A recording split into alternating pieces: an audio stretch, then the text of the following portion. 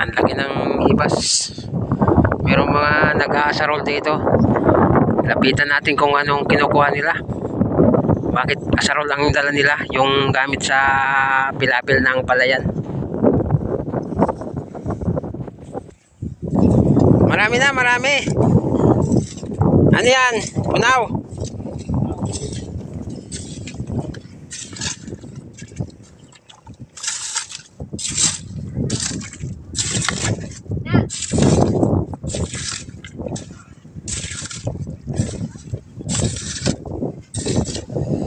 Yun na nakuha, ang dami na pala.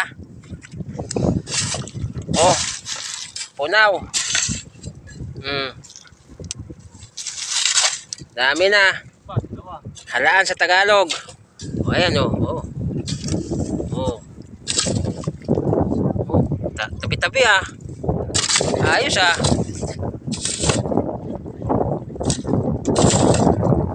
Alright. Masagana ang ano dito. Halaan. Punaw. Yan o. Yan. Dami nang nakuha niya.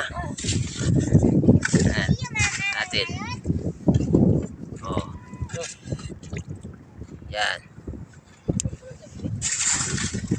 Gamit lang asarol. Branyong asarol. Kahit luma makakakuha. O ayan o. O ayan o. Tabi-tabi lang ah. Dami. O ayun.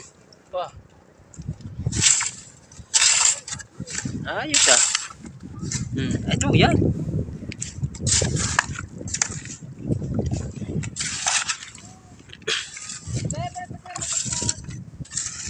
Alright. Ayan, may nagkukumpulan dito. Lapitan natin. Ayan. Ito. Marami na rin siya nakuha. Oh. Ayan, oh. Grabe. Halaan. Punaw sa Tagalog. Sa Bicol. Halaan sa Tagalog. Ito. May nagkukumpulan dito mga bata. Masisipag na mga bata.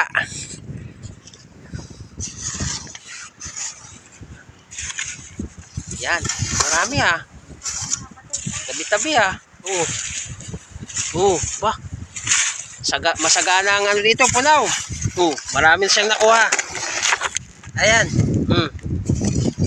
May baon pa. Ano to? Piwi. Piwi baka naman, no. Ayan, no. Piwi. Ikaw, Nini, may nakuha ka na ba? Ha? Tingnan natin lalagyan mo. Ay, kunti pa lang, pero pwede na. Libre ulam na kung hindi mo ibibenta. Yan, marami na rin. Asan lalagyan mo? Ito rin, lalagyan niya. Ayan, marami-rami na rin. Ito, meron pala. Asan lalagyan mo, Pugi? Asan? Ayun. Ito. Nagkalat na. Yan. Daming halaan dito. Ayan, oh. Kalat na. Ayan, sisipag. Ganyan kasagana ang ano dito, yung punaw o halaan dito sa Sorsogon Bay. Yan. Ayan, dami nangunguha. Andun pa sa malayo, daming tao. Kaasarol. Meron pa isang bata rito, lapitan natin. Ayan. Ayos ah. Tabi-tabi ah. Ayan na nakuha niya oh. Dami na oh. Tapos meron pa rito. Dami na. Talagang maraming halaan dito. Ayan. Meron pa dito sa kanyang lagayan. Dami na oh. Yan lang yung ano niya. Yan pa lang yung kanyang pinag-asarulan. Maliit pa lang. Pero nasa ano na nakuha niya. Mga 2 kilo na yan. Ayun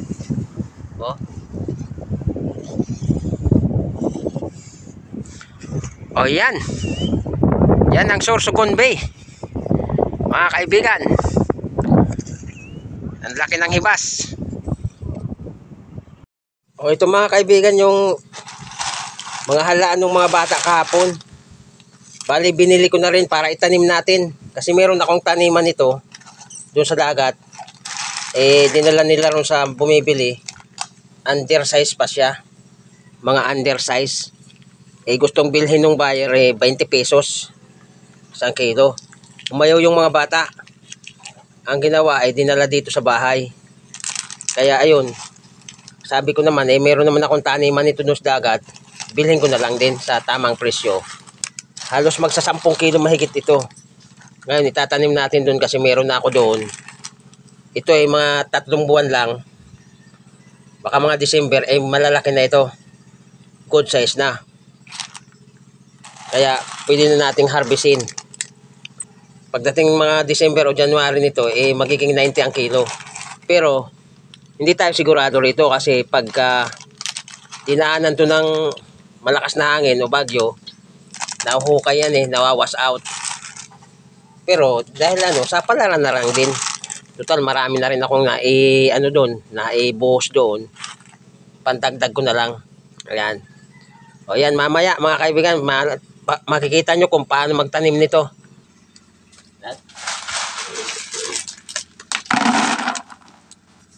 Tignan natin baka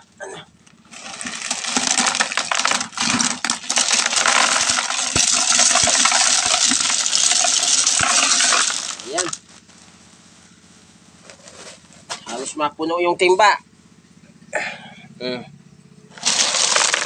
Halos mapuno yung timba. Tara, punta na tayo. Malalim pa pala dun sa taniman natin. Nandun pa. Dito pa pala ang tubig sa gilid. Kailangan nating pumunta na. Kasi itong halaan kahapon pa ito. Baka mamatay. Kaya kailangan nating punta na kahit malalim pa. Maitanim na natin to. Bali ang gagawin natin ngayon, isasaboy na lang natin. Kasi kusa lang naman tong bumabaon. Saboy na lang natin doon sa ating taniman. Kasi may tubig pa. Dito mga nakaparada yung mga bobo trap namin. Ayan. Dami. Halos lahat may karga. Kasi pa yan.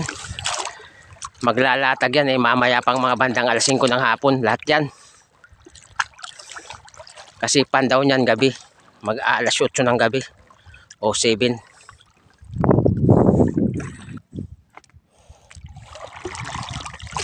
Palutangin na sa tubig. Mabigat. Mabigat. Halos mapuno kasi yung timba.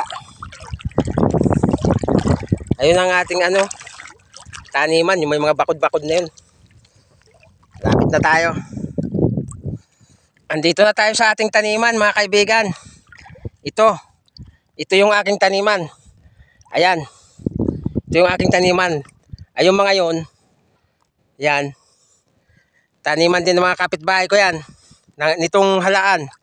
Taniman ito. Yan. Mga yun. Puro taniman yan. Kasi hindi talaga maiwasan na hindi makakuha ng ng maliliit. Kaya kanya-kanyang gawa ng ganitong taniman. Ayan. Ganyan lang pagtanim mo. Oh. Ganyan lang. Ngayon, yan ito yung mga December, ang lalaki na nito. Sayang naman. Kung ibibenta lang ito sa murang halaga, wala. Minsan binabarat to ng buyer, minsan 20 pesos. Tapos pagdating ng December, halos 100 at pinakamababa, 90 pesos ang kilo nito. 90 pesos ang kilo. Pinakamababa na yun hanggang pa 100. Kaya tsatsagaan natin itanim. Ganun kami dito sa probinsya. Kasi asarol ang gamit. Yan, hindi maiwasan na hindi makalkal yan. Kinukuha na rin. Dahil binibili rin naman, katulad ko, binili ko kahapon. Kasi tatanim ko nga rito. Tatanim natin dito. Para darating ang araw mga ilang buwan lang, anihin na natin ito. Dagdag income lang, diskartehan lang dito sa probinsya. Kasi kung hindi mo man ito kukunin, meron ding mga dumadayo na nangunguha, halos ubos-ubusin yan. Kasi inuulam nila. Ang sayang lang din.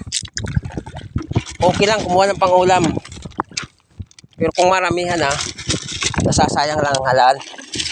Kaya, ito lang ang ginagawa namin dito sa aming lugar. May kanya-kanyang mga taniman. Kasi yung mga maliliit na nakukuha ng mga bata, kahit nga matatanda, kumukuha eh. Tinatanim na rin nila. Siguro hindi naman ito, okay naman siguro ganitong pamamaraan. Yan. Ganyan lang pagtanim. Yan. Mga 3 segundo lang. O 1 minuto. 3 segundo naman ako. Ang bilis naman nun. 1 minuto. Nakalubog na yan. Nakalubog na yan sa sa buhangin. O sa loob. Oo, sa buhangin. O, ayan. Okay ba? No? Yan na. Last ball na.